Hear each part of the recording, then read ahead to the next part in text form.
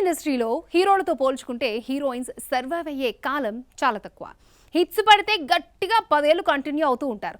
కానీ ఈ ముద్దుగుమలు మాత్రం 20 ఇయర్స్ కెరియర్ని కంప్లీట్ చేసుకోవడమే కాదు, స్టిల్ హీరోయిన్స్గా ఆఫర్స్ని కొలుగొడుతున్నారు. ఇంతకీ వాళ్ళెవరో చూద్దాం. ఇండస్ట్రీలో 10 ఏళ్ళు హీరోయిన్గా కెరియర్ కంటిన్యూ చేసిందంటే గొప్పే. అలాంటిది 20 సంవత్సరాలు కంప్లీట్ చేయడం మామూలు విషయం కాదు. నయనతార, త్రిష, అనుష్క అండ్ తమన్నా, కాజల్ అగర్వాల్ 2 దశాబ్దాలుగా రాణిస్తూనే ఉన్నారు.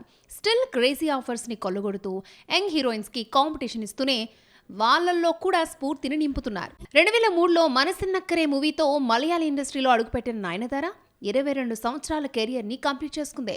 శ్రీరామరాజ్యం తర్వాత మ్యారేజ్ లైఫ్లోకి ఎంటర్ అయ్యేందుకు సినిమాలకు గుడ్ బై చెబుదామనుకుంది లేడీ సూపర్ స్టార్. కానీ ఆ లవ్ స్టోరీకి బ్రేకులు పడడంతో మళ్ళీ రీఎంట్రీ ఇచ్చి ఇప్పుడు సౌత్ ఇండియాలోని హైయెస్ట్ రెమ్యూనరేషన్ తీసుకునే స్థాయికి ఎదిగింది. మాలీవుడ్ టు బాలీవుడ్ సినిమాల ఆఫర్స్తో ఫుల్ స్వింగ్లో ఉంది నయన్ కన్నా ఓ ఇయర్ ముందుగానే ఎంట్రీ ఇచ్చింది చెన్నై సుందరి త్రిష. సూర్య హీరోగా నటించిన మౌనం పేసియాదేతో హీరోయిన్గా కెరీర్ని స్టార్ట్ చేసిన షుగర్ బేబీ సౌత్లో స్టార్డమ్ మూటగట్టుకుంది. ఓ వ్యాపారవేత్తతో పెళ్లి వరకు వెళ్లి తెగదెంపులు చేసుకున్న త్రిష మెరుపులు డల్ అవుతున్న టైంలో 96 మూవీ ఆమెను రీస్టార్ట్ అయ్యేలా చేసింది. మళ్ళీ అక్కడి నుంచి వెనుదిరుగు చూసుకోవాల్సిన అవసరం రాలేదు ఈ భామకి. తాజాగా కరుప్పుతో హిట్ కొట్టిన సౌత్ క్వీన్ చేతిలో 2-3 సినిమాలున్నాయి. నయనతార, త్రిషానే కాదు, తమన్నా భాటియా, అనుష్క కూడా 20 ఇయర్స్ కెరియర్ని కంప్లీట్ చేసుకున్నారు. కాజల్ చెరువులో ఉంది, కానీ మిగిలిన వాళ్ళతో పోలిస్తే స్వీటీ కాస్త వెనకపడిపోయింది.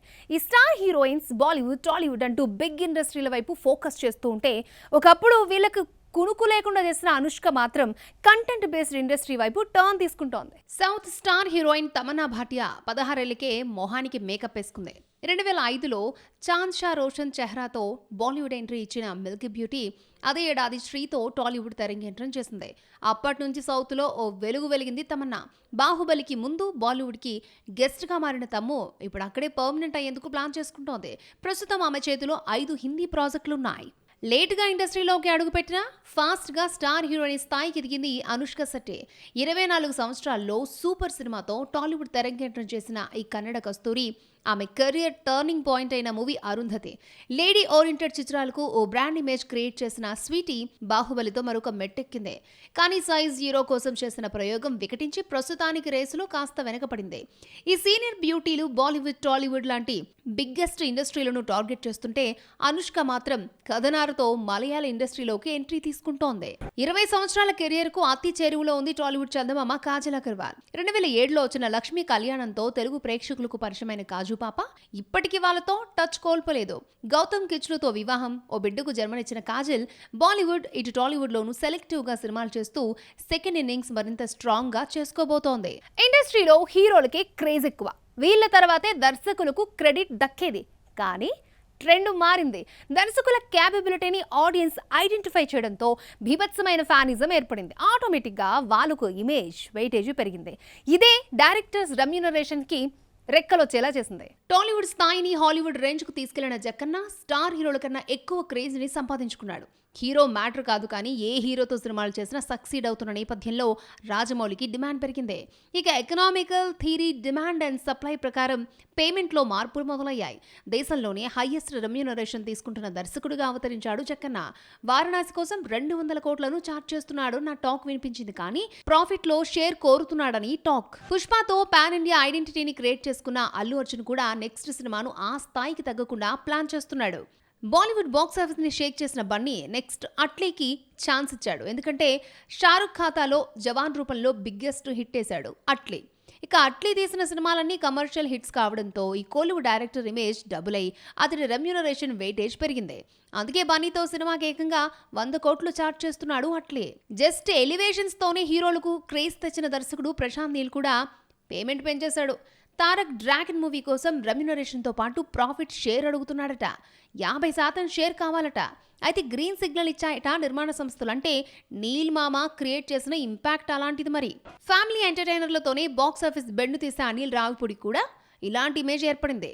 ఇప్పటి వరకు ఫ్లాప్ పెరిగిన ఈ regional hit director next multi starrer సినిమాకి కూడా రెమ్యూనరేషన్ పెంచాడని టాక్. 35 కోట్ల వరకు పుచ్చుకుంటున్నాడని సమాచారం. అలాగే కోలీవుడ్ మేకర్ లోకేష్ కనగరాజ్ బన్నీతో తీయబోయే సినిమాకు 75 కోట్ల వరకు చార్జ్ చేస్తాడని తెలుస్తోంది. విమర్శలు వస్తున్న వేళ సోషల్ మీడియాకి షార్ట్ బ్రేక్ తీసుకుంది ఓ భామ. తాజాగా యాక్టివ్ అయింది. ఇన్స్టాలో ఫోటోలు వీడియోలతో కంబ్యాక్ ఇచ్చింది.